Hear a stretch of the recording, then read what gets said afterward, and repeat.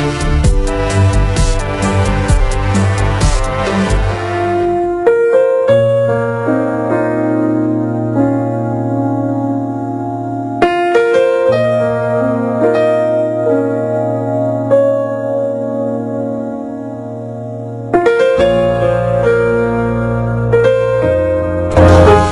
again, good evening. This is Akwesi Opal coming to you on Sunlight Radio Online. It's Thursday evening and it's another wonderful opportunity to share with you some lessons on love, relationships, and all the tools that we need and resources to really grow our marriage. And those who are preparing to get married, these are tools that will help equip you for the journey ahead.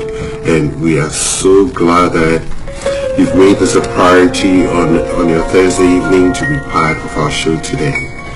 We are looking forward to having a wonderful discussion today, and as I often say, you have the opportunity to be part of our show today, to contribute, to ask questions, to let us know what you think, and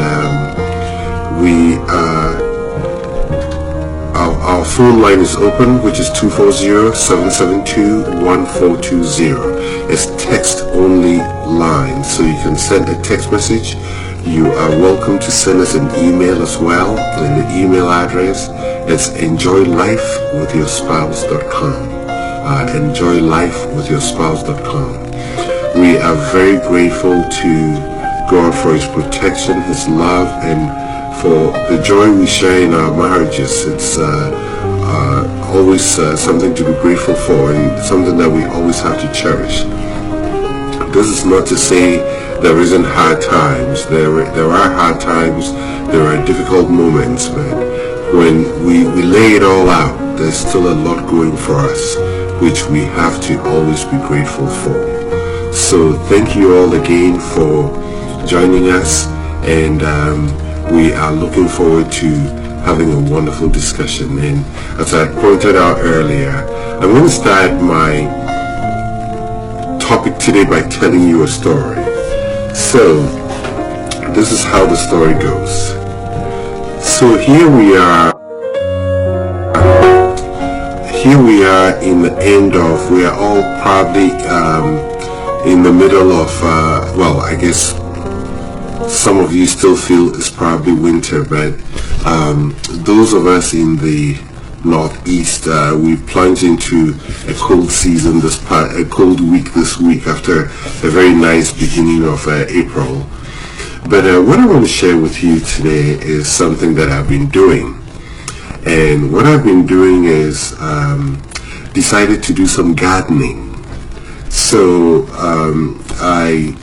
back in February, I started preparing what I'm going to do for the spring and summer, and one of the things was some gardening. Plant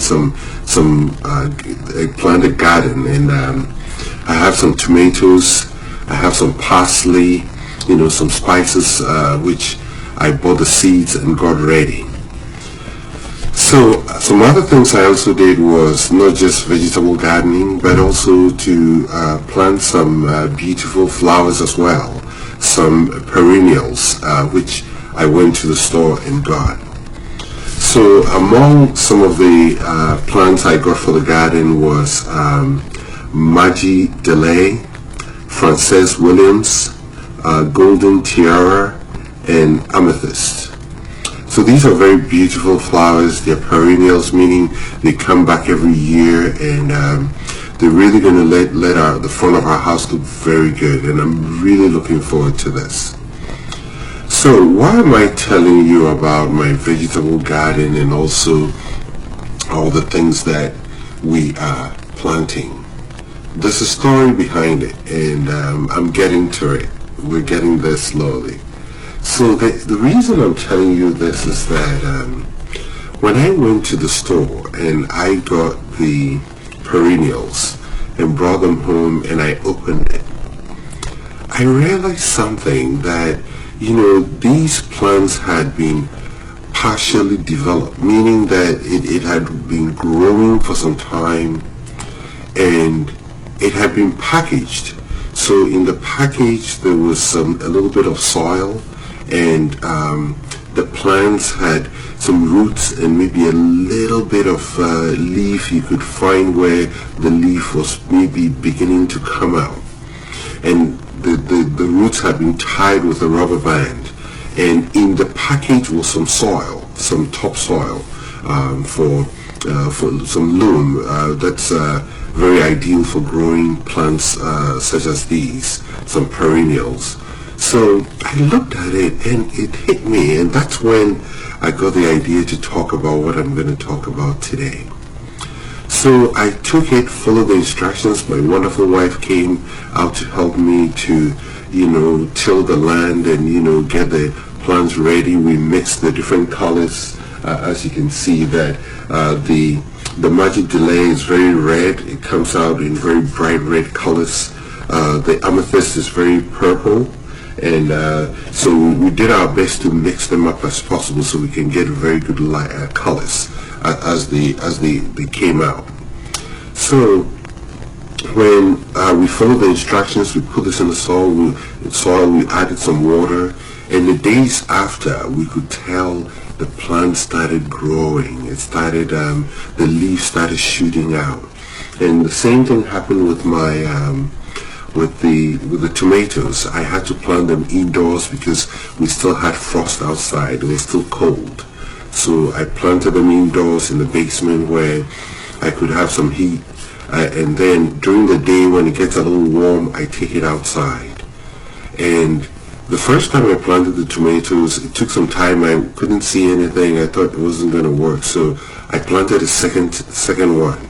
And then, just then, I saw the first batch has started growing. So it looks like I'm going to have a lot of tomatoes this season. But again, why am I talking about all of this? The lesson I learned here is that when I got the seeds, they were in those small sachets, those paper envelopes. When I got the perennials, they were in a box. And one thing that I realized at the store was that they were not growing. They were in a certain state, waiting for certain things to happen. And what that certain thing is the conditions, the right conditions for these plants, these flowers to start flourishing and blooming. So when I brought them home and I created the right conditions, they started growing, they started blooming. And right now, if you look at my front, the front of our house, you can see, these plants are beginning, the leaves are coming out. They really begin to show their colors and their beauty. In the same way, if you come down to my basement, or sometimes during the day when I put out the tomatoes, you see the leaves are coming out, the roots are forming. What happened between when these items or when these plants were in the store versus now? The only thing that happened was that I created a condition for these plants to grow. So what I want to talk about today is that what conditions are you creating for your marriage to develop and grow and flourish? If we create the right conditions, the rest will follow.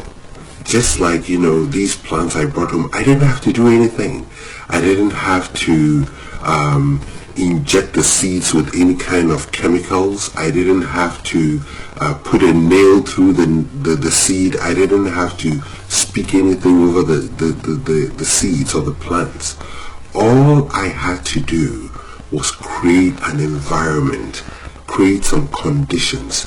Some of the conditions involve water, it involved garden soil, it involved sunlight, temperature. All these were conditions. In fact, there's one plant that we brought home. Actually, we had picked that up from Home Depot, and we brought it home. We put it out, and we were not aware that we hadn't hit the last frost. In fact, just this morning we had frost. The temperature went down to about 28 degrees, and I was hoping that it wouldn't destroy any of our plants. I had the vegetables indoors, so those were fine. But then the flowers that were outside, we went below 31 degrees, between 32 degrees, which is about freezing point. So when you go below that point, you disturb the conditions that are viable for these plants to grow. So how well are we creating those conditions in our marriage for our marriages to thrive?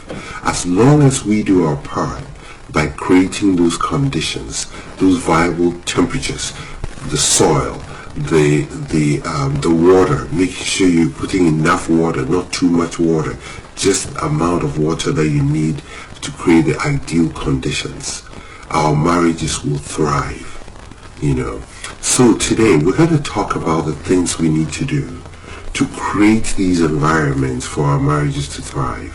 What environment do you have in your home?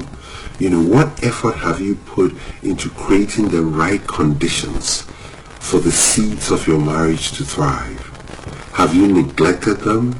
I believe if you had seen our yard before when we moved into this place, there were some plants that had been neglected because nobody lived here for a while. And when you look at them, you can tell that the conditions that these plants needed to grow hadn't been created. So they were just growing out of control. Some were burning, some were dying, some just were just wilting away. So we're going to look at these conditions that we need to look at to make sure that our relationships, our marriages are thriving. And if you're someone preparing to get into marriage this summer, getting married, there are some conditions you need to create. And this part of the conditions are the preparations you're making now. Just like I did my homework. I went to the store, bought the seeds, I read about it, I studied, I understood the things I had to do. My wonderful wife helped me in making sure that, I was putting water on these plants. And all these steps were the preparations to put together the ideal conditions. So if you're planning on getting married, you have to make sure that you are preparing the right conditions for your marriage to thrive. So, one scriptural reference I want to share with you today comes from Ephesians 4:29 to 32. This is a scripture that you probably have heard before a number of times, but I want you to think of this as I read it in light of marriage, as I read it. And this is how it goes. Let no corrupt talk come out of your mouth, but only such as is good for building up, as it fits the occasion, that it may give grace to those who hear. And do not grieve the Holy Spirit of God, by whom you were sealed for the day of your redemption. Let all bitterness and wrath and anger and clamor and slander be put away from you, along with all malice. Be kind to one another, tender-hearted, forgiving one another, as God in Christ forgave you. Isn't that amazing? I'm sure a lot of you haven't thought about this in regards to marriage, but it says it all. These are conditions that we need to create in our homes to ensure that our relationships will thrive. There are, many successful couples who, have invested so many things into their marriage over the years. And no matter how successful your relationship is, you'll be able to tell that there's so many things that you have to do in order to get up the learning process. And some people have done this through trial and error. But one of the things that we know is that if you create the right environment, the right conditions, seeds will thrive, seeds will bud, they will grow. So we're going to look at certain things that we can do to create the right conditions for our relationship. So as we move into this, I want you to think of this as things that I need to do to ensure that my marriage will thrive. This is Sunlight Radio Online. My name is Akwesi Opong, and today we are going to be looking at conditions for a great marriage. The phone number to reach us if you want to contribute to our show today or ask a question, we will be happy to have you. That number is 240-772-1420, and we will be right back.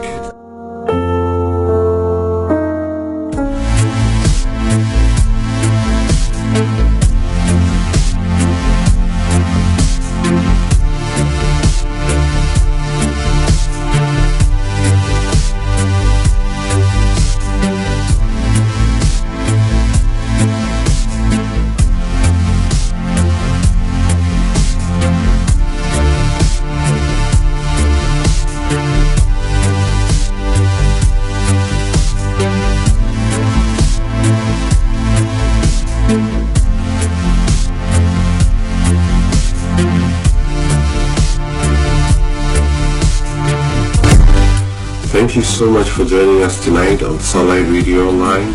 My name is Akwesi Opong, and this is Couples Date Night. Here we are talking today about the conditions that you need to create a great marriage in your home. And I started the show earlier on by telling you about a garden that I'm planting this spring and summer, and I realized that when I created the right conditions, the plants started budding and the seeds started growing. And as we go through this, I want you to think about your own relationships, your own marriage. And as I said earlier, if you're planning on getting married, think of the conditions you need to create to ensure that your marriage is going to thrive. You're preparing very well for your marriage to take off on the right note. So what are some of these conditions?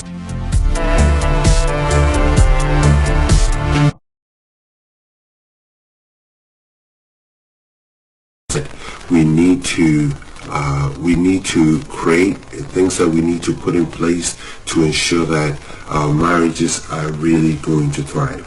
The first thing we need to know is that happiness is not the most important thing. Everybody wants to be happy in their relationship, but happiness will come and go. What the successful couples do is that they learn to be intentional by doing things that will generate happiness. They do things that will bring the happiness back. Because there are things that we do, there are certain conditions that when we create, it brings back those happiness. When we make sure that we are being proactive, we're putting effort into our relationship, it creates those conditions for happiness to happen in our relationship. One of them again is being in the moment, when you say you show up, you do something, you do it. When things get tough, couples often don't know what to do. They need to take their time to really be in the moment and be there for their spouse. When we're facing various challenges, and we make sure that we create that condition of being present, of letting your spouse know that I'm here for you, I'm here to listen to you, I'm here to be attentive. You are creating that condition for things to be resolved. Time has a way of helping couples work out their issues and their problems by providing opportunities to reduce stress and overcome challenges. So if we create those conditions of being present, we are taking the right step to ensure that the sprouts or the seeds of happiness will begin to sprout back again. We have to take the right actions. The things that we do, the Bible says that faith without works is dead. We have to take actions. Faith is actions. The things that we do, we believe with our heart, and then we act. The actions that we take. Wise couples have learned that you have to approach problems differently to get different results. But most too often, minor changes in approaches and attitudes and actions can make the biggest difference in your relationship. So think of the story I told you earlier about planting the garden. A small shift like just putting water on a seed. You can just take a cup of water and just pour some water on a seed. Just that little action is creating a condition which will cause those seeds to start budding. So we have to make sure we're taking the right actions. We're doing the right things. We're seeking the right advice. We're seeking the face of God in helping with issues when they come up. And when we do that, we will be creating the right conditions for our marriages to thrive. Our attitudes matter. What is your attitude? Your attitude creates conditions too. So changing your behavior is important, but so is changing your attitude. Bad attitudes often drive bad feelings and actions, and that can destroy the conditions you need for your marriage to thrive. So we always have to think of our attitude. What is your posture? When we say attitude, are you doing things with a bad attitude, maybe a negative attitude, or are you very bitter? Bitterness is an attitude, and we have to make sure that we have the right attitude when we're approaching various things when it comes to our relationship. Our minds. Where is your mind? You mentally, how are you processing things in your marriage? When you change your mind, you can change your marriage. How couples think about what they believe about their spouse affects how they perceive the other person. What they expect and how they treat their spouse matters greatly. So again, the conditions start with your mind. How well are you perceiving your relationship? How well do you see your wife? Are you still holding on to things that you know about your spouse in the past? Or are we forgiving our spouse to let those things go, so that we're preparing our minds with a good mental condition in order to see the fruits of our marriage. They say the grass is always greener somewhere, but the truth is the grass is greener somewhere because those people there are really creating the right conditions for their marriages to happen. Somebody said some time ago that the grass is greener on the other side because it's growing up on a septic tank, which is full of manure and nutrients and water, and that's why the grass is green over there. So successful couples have learned to resist the grass is greener myth, because someone else will make me happy. They have learned to put in their own energy into making things better for themselves and also better for their marriages. So they're putting the effort to create those conditions they need for their relationships to thrive. You can change your marriage by changing yourself. Couples have learned that trying to change their spouse is like trying to push a rope. You cannot push a rope, you can only pull a rope. It's almost impossible to try to push a rope. Often the only person we can change in our marriage is ourselves. So if we create those conditions within ourselves and make the changes we need in our own lives, guess what? We are setting the stage for the seeds to start budding. Love is a verb. I remember when I was in primary school, I like verbs because the way that I knew verbs was, I used to say myself, verb is a doing word. So if you think of any word that is an action word, then I know that is a verb. So something like playing, walking, they are all action words. So love is a verb. Love is something that we do. Every day life wears away the feeling good side of our marriage. Feelings like happiness will fluctuate, they'll come and go. But real love is based on couples' vows of commitment and the things they do to improve the conditions of their relationship. For better, for worse, when it feels good and when it doesn't. So our actions really matter. The things we do, the actions we put in, the thoughts we have, they all go into the equation to ensure that we're creating a great environment, the great conditions for our marriages to thrive. So as we move on along, the next thing we would like to look at is that conflict doesn't mean that your marriage is over. You know, when conflict comes, we can create environments, the conditions, to ensure that it does not negatively impact our relationships. Crises are like storms. They are loud, they're scary, they are dangerous. But to get through a storm, you have to keep on moving. You have to keep on creating right conditions. You know, I've often said that conflicts will happen and they are okay. But once they happen, we have to know how we can create the right conditions for the storm to pass. It's only a pain that that great people in marriages produce. So as long as we continue to do the things that will fuel the conflict, we are not creating the right conditions for our marriages to thrive.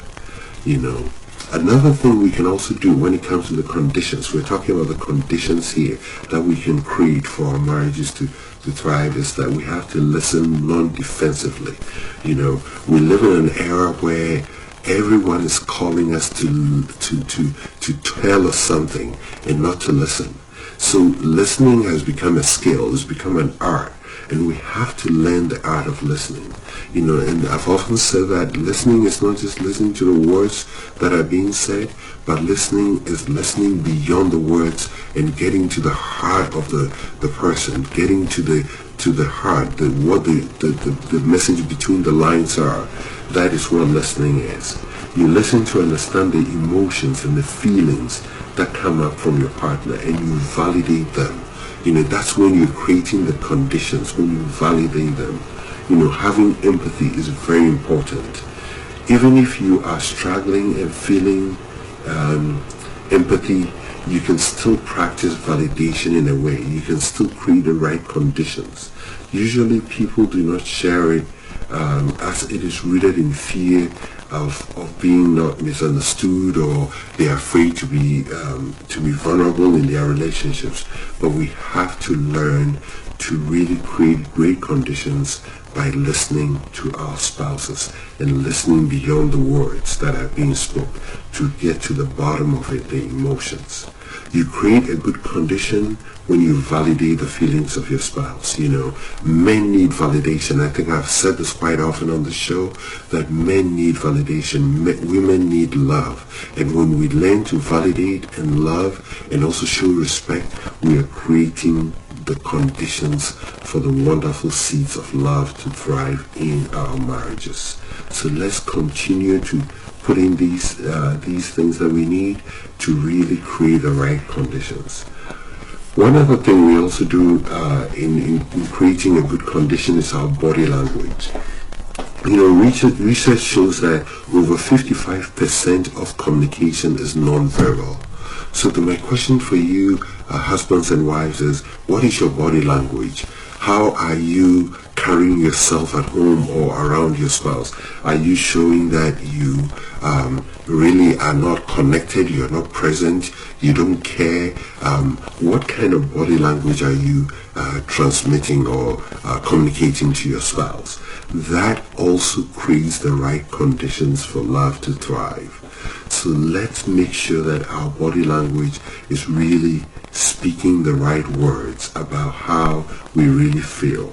You know, researchers tell us that anywhere between 55% to 90% of the things that we do, our actions, speak more louder than the words we put out.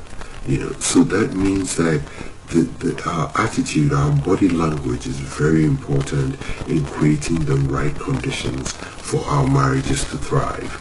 You know, so we create good conditions when we turn towards our spouse and give them eye contact. That is another thing too. If you want to create good conditions for life to thrive, look into your partner's eyes, make eye contact, When you're talking, don't turn your back.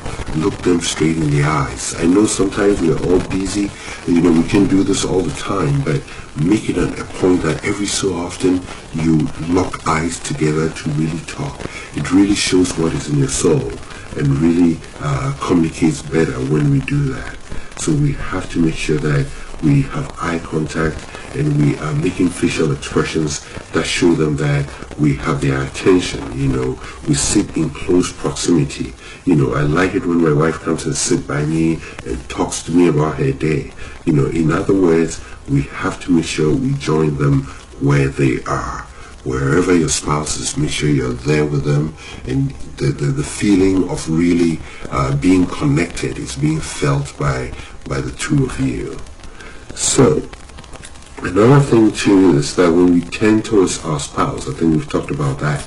So the next one is that when we make statements around resolutions, when we say things that contributes towards to resolving issues, that's one thing we do to create good conditions as well.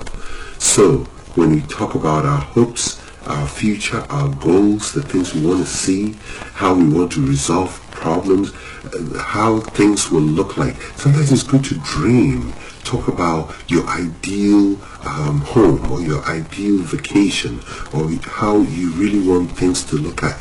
That is also creating great conditions for your relationship. It's so sad that now we live in a world of so much negativity that as couples, when we sit down to talk, it's always about the things going on in the news and the things that are not going well and how life is hard, and that will not serve us well because it's not creating great conditions for our relationships to thrive. So as we go through our discussion today, I want you to think of the kind of conditions you're creating in your home today and in your marriage.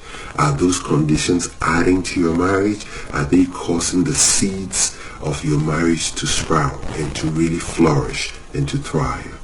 So think about this as we go along, and we'll be right back.